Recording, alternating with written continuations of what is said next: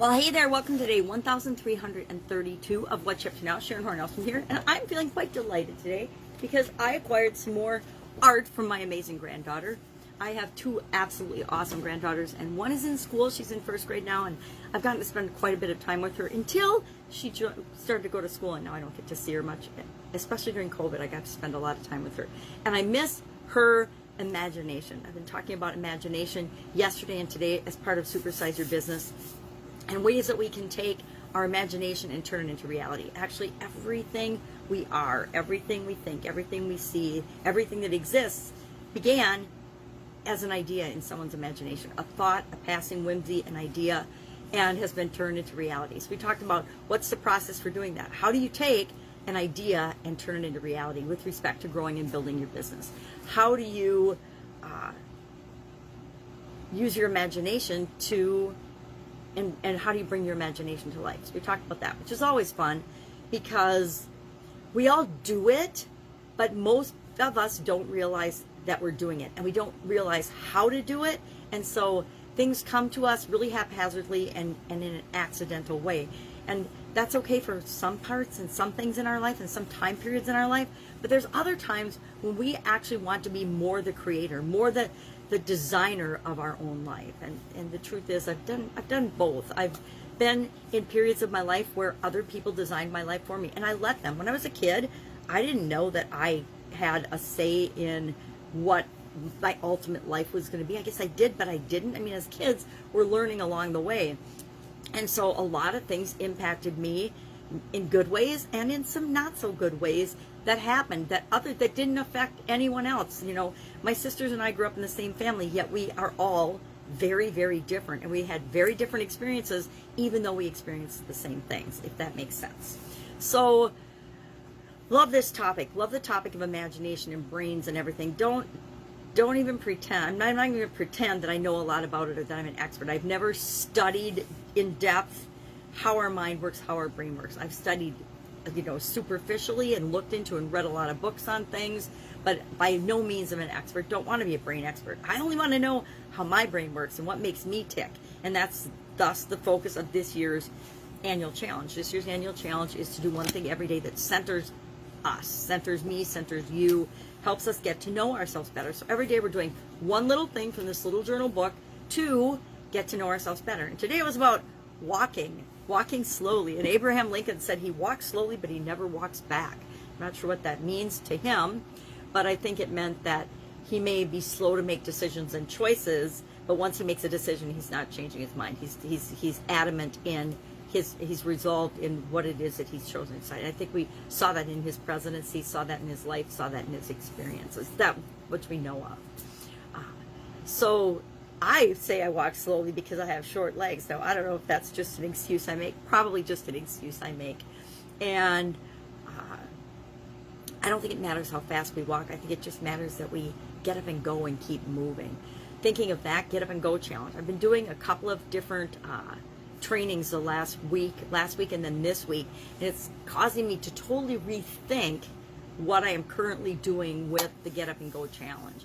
I already committed to doing it in October for free, the 30-day challenge, but I might get a few people to commit to being beta testers as we go through that, to actually do it and give me feedback on each and every day and aspect of it, because I think that is the smaller part of the bigger program that I want to provide for people.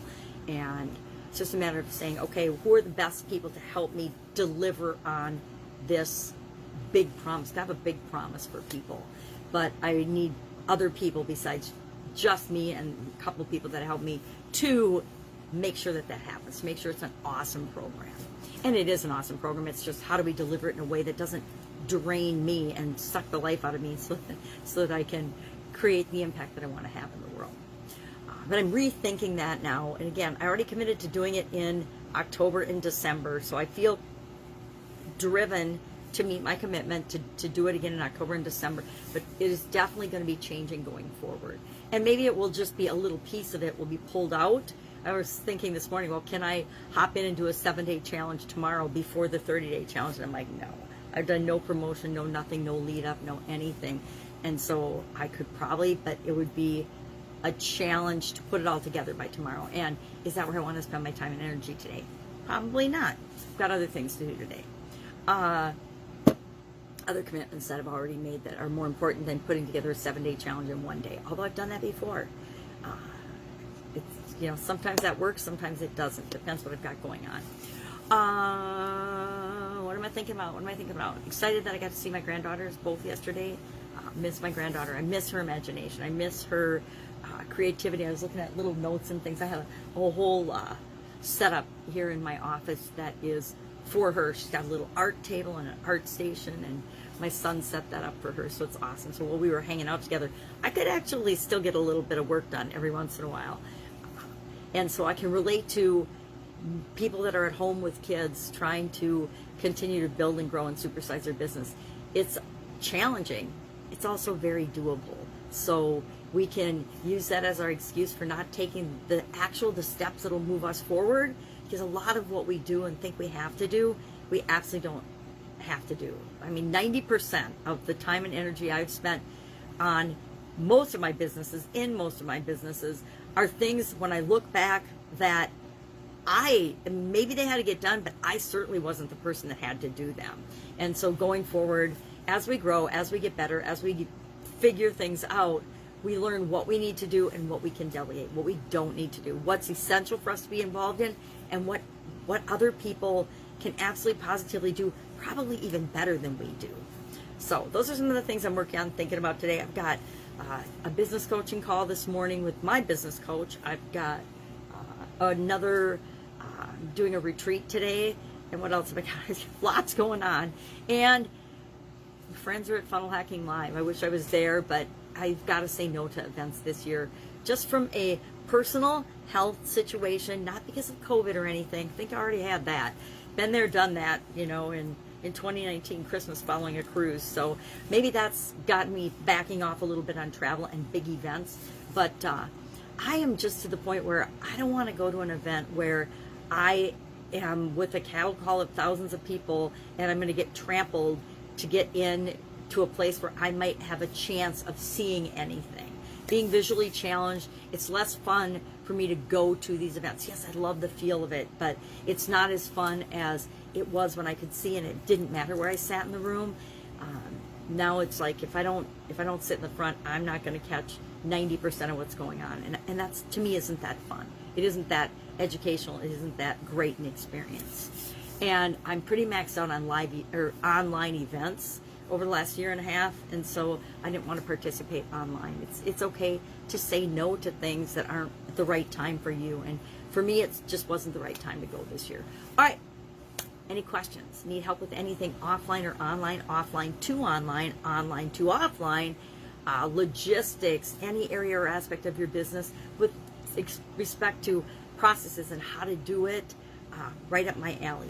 If you don't have somebody to ask, please ask me. Don't be stuck and using it as a reason to not move forward, not take that next step for you because you don't feel like you know what the next step is. Because I guarantee if we talk for a minute, and even if we text back and forth or Voxer, that within a minute, within 5 for sure, you'll know exactly what your next step is. And will it be me telling you? In some cases, yes, based on my experience, but the vast majority of the time, no. You already know what to do. You just, for some reason, are blocking and stopping yourself from doing it. I do the same thing. I still do the same thing. After years and years and years of working on it, I still catch myself doing it. We all do. And we use the excuse, I don't know. I don't know what to do. I don't know what I want. I don't know who I serve. I don't know this. I don't know that. And whenever we say I don't know, it should be an instant warning to stop us in our tracks and challenge that belief. Because do we really not know?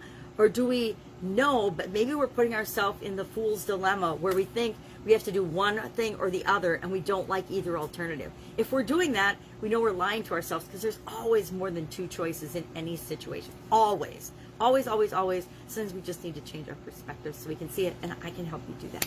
All right, have an awesome day. I will be back tomorrow just to share what am I doing as I transition from the brick and mortar corporate world. Lots and lots of years, like going on 5 decades, 48 years already, running my own and having my own businesses, as well as over a quarter century of that simultaneously being in corporate America.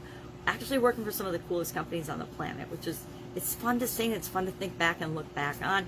Learned so many things about different industries by working in different industries. Same function for the most part, but different industries. Because I picked a career and a field where I could stick my fingers and my nose in everybody's business so I could learn about everybody's business in a big organization. Because I knew someday I wanted to supersize and grow and build my own business. Manufacturing first, and now other types of businesses. All right, have an awesome day. I'll, of course, be with you tomorrow.